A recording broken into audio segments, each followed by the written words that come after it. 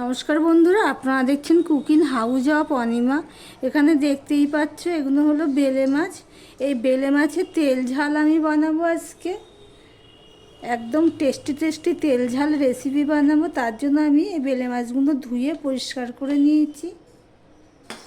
এবার এখানে দেখো নুন আর হলুদ নিয়ে নিয়েছি, সেগুলো আমি দিয়ে দিলাম। দিয়ে আমি মাখিয়ে নেব ভালো করে। মানে একটা মাছ দিয়েই ভাত খাওয়া যাবে, এতটাই স্বাদ হবে। দেখো সম্পূর্ণ নুন হলুদ দিয়ে আমি মাছটা মাখিয়ে নিলাম। ভিডিওটি স্কিপ না করে পুরোটা দেখার অনুরোধ রইল বন্ধুরা। দেখো বন্ধুরা, আমি কড়াইটাকে ভালো করে গরম করে নিয়েছি।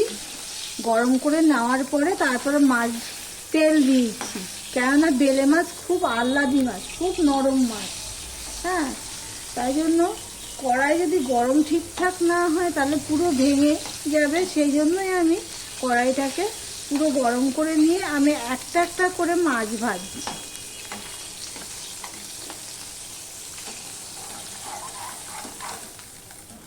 এইভাবে আমি পুরো মাছটাই আমি ভেজে নিচ্ছি। এবার মাছ ভাজার তেল আছে, তার মধ্যে আমি আরেকটু তেল দেবো।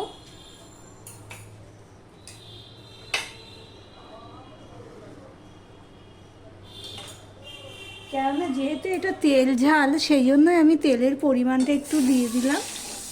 এবার দিয়ে দিলাম অল্প একটুখানি কালো জিরে ফোড়ন, সামান্য কালো জিরে ফোড়ন দিয়েছি।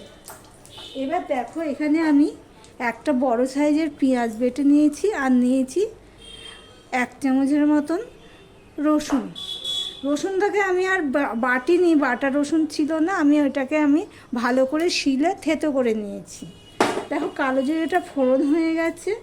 এবার আমি রসুন আর পেঁয়াজটা দিয়ে দিলাম। এবার রসুন আর পেঁয়াজটা দিয়ে আমি ভালো করে ভেজে নেব।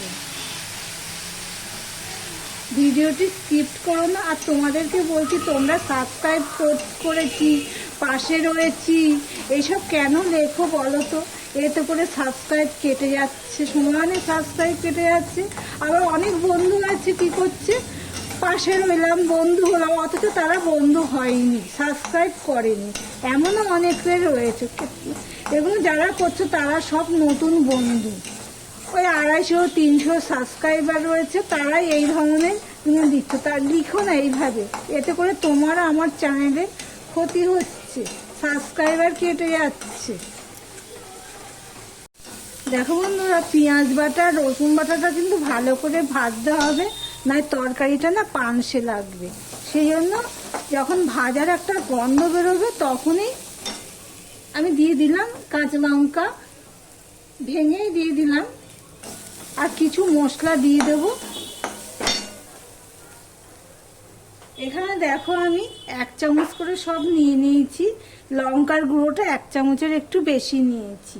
ধনের গুঁড়ো, জিরের গুঁড়ো, হলুদ, ঝাল লঙ্কার গুঁড়ো, এগুলো সব আমি দিয়ে দিলাম। এবার মশলাটা কষানোর জন্য আমি একটুখানি জল দিয়ে দেবো।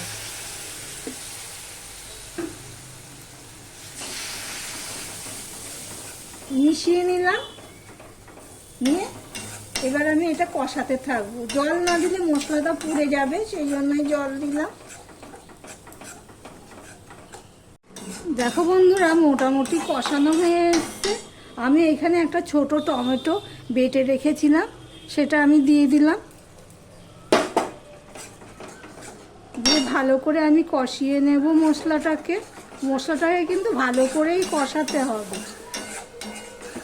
মশলা কষানোর উপরে যে কোনো রান্নার স্বাদ খোলে। মশলা যদি ভালো করে কষানো যায়। এই পর্যন্ত যারা ভিডিওটি দেখছো, লাইক করনি, চট করে একটা লাইক করে দিও। পুরনো বন্ধুদের তো অনেক অনেক ধন্যবাদ এইভাবে আমার পাশে থাকার জন্য, সুন্দর সুন্দর কমেন্ট করার জন্য। আর যারা নতুন বন্ধু তাদেরকে বলছি, বন্ধু হলাম, পাশে থেকো, পাশে রইলাম, সাবস্ক্রাইব করলাম, ব্যাগ দিও, এসবগুলো লিখো না, এতে করে সাবস্ক্রাইবটা কেটে যাচ্ছে। যাচ্ছে। আর অনেক বন্ধু আছে কি করছে, সাবস্ক্রাইব করলাম, বন্ধু হলাম, পাশে রয়েছি, এইসব বলছে। আদৌ তারা সাবস্ক্রাইব করেনি, না করেই ভুলভাল কথা বলে, মিথ্যা কথা বলে। কিন্তু এখন তো ইউটিউবে এমন একটা চলে এসছে যাতে করে কী হচ্ছে, যারা সাবস্ক্রাইব করছে তাদেরটা মোবাইলে উঠে যাচ্ছে, জানা যাচ্ছে কে কে সাবস্ক্রাইব করেছে আর কে কে করেনি। দেখো বন্ধুরা, তোমাদের সাথে কথা বলতে বলতে মশলাটা প্রায় কষানো হয়ে গেছে। দেখো বন্ধুরা, মশলাটা কিন্তু ভালোভাবেই কষানো হয়ে গেছে। এবারে এর মধ্যে আমি দিয়ে দিচ্ছি জল।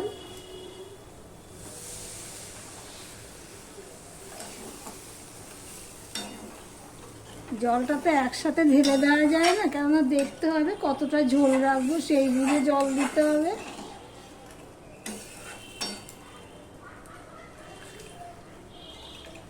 এবার ঝোলটা ফুটে ওঠা পর্যন্ত অপেক্ষা করব, দেখতে থাকো।